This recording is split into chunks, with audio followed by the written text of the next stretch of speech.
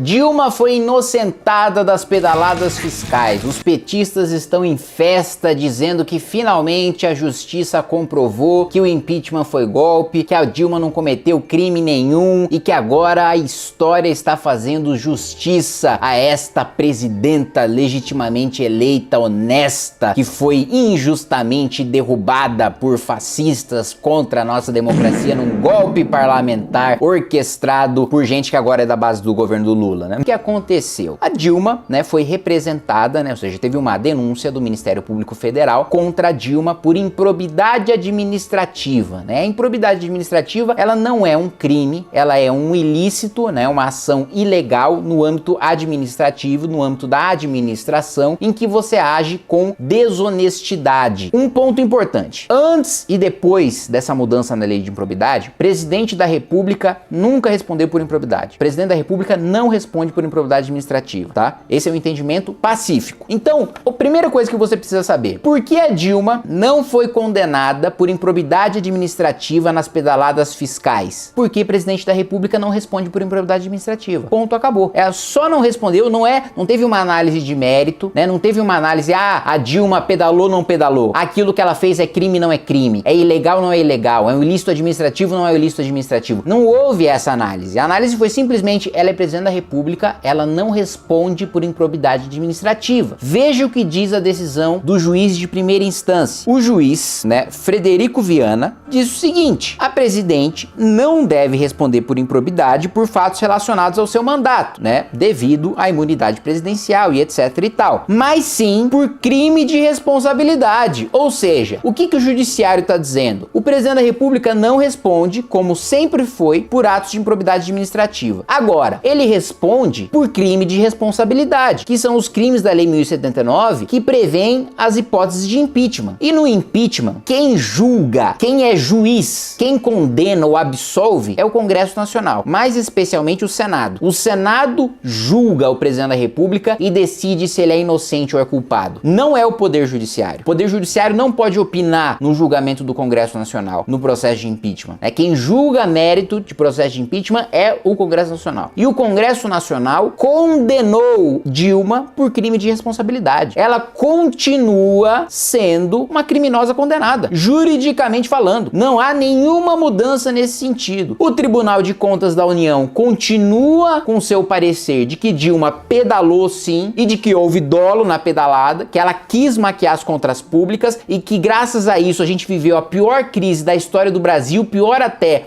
do que a da pandemia, desde a Nova República. A pedalada foi um crime tão grave, que a gente viveu uma crise econômica pior do que causada por uma pandemia global. Para vocês terem uma noção da magnitude desse crime. É um crime com a capacidade de destruir um país, de causar rombo de centenas de bilhão de reais. E por este crime ela continua condenada. Não há mudança nenhuma em relação a isso. Então, que eles estão vendendo a falsa narrativa de que a Dilma não cometeu nenhum ilícito, de que ela foi inocentada. Até aí, meus amigos, depois do impeachment, sabe quem foi, né, julgado depois pelo judiciário em outro âmbito, mas em relação aos mesmos fatos, mas em outro âmbito? O Collor. E o Collor também foi absolvido. Vai perguntar pro petista se o Collor sofreu golpe, se os caras pintadas eram golpistas, porque o PT tava lá, o Lindbergh Farias era líder, ele ascendeu politicamente nessa época. Era presidente da Uni, salvo engano. Vai falar se ele é golpista porque o Collor foi absolvido no Supremo. A Dilma foi um processo de improbidade, não é nem crime, foi improbidade, na primeira e na segunda instância. Nem foi pro Supremo Tribunal Federal como foi o Collor. Transitou em julgado a decisão do Collor e não transitou em julgado a decisão da Dilma. Então é bom a gente restabelecer a verdade de que Dilma continua condenada.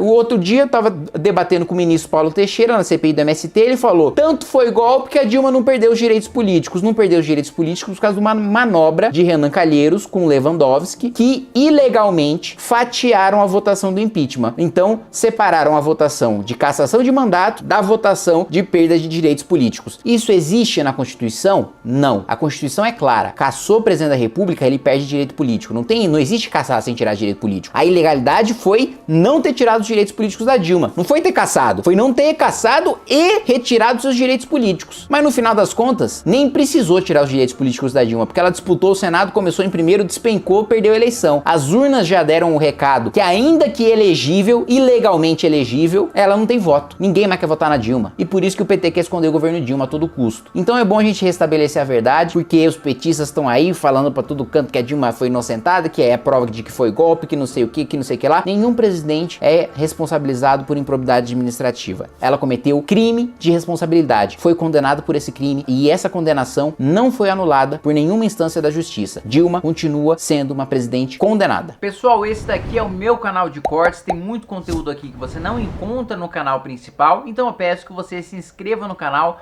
deixe o seu joinha e clica no sininho também para você sempre receber as notificações.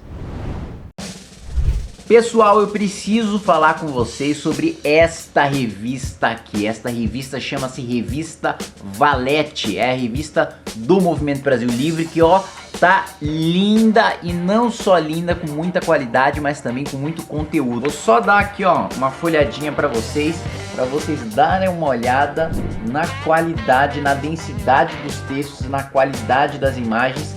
É uma revista absolutamente profissional e para você assinar, ter acesso a ela, é só você clicar no link que eu vou deixar aí na descrição para você receber a Valete bonitinha aí na sua casa, com artigos de gente muito inteligente para te atualizar e te deixar, né, no limite do conhecimento de várias áreas envolvendo filosofia, história, geopolítica, política, economia.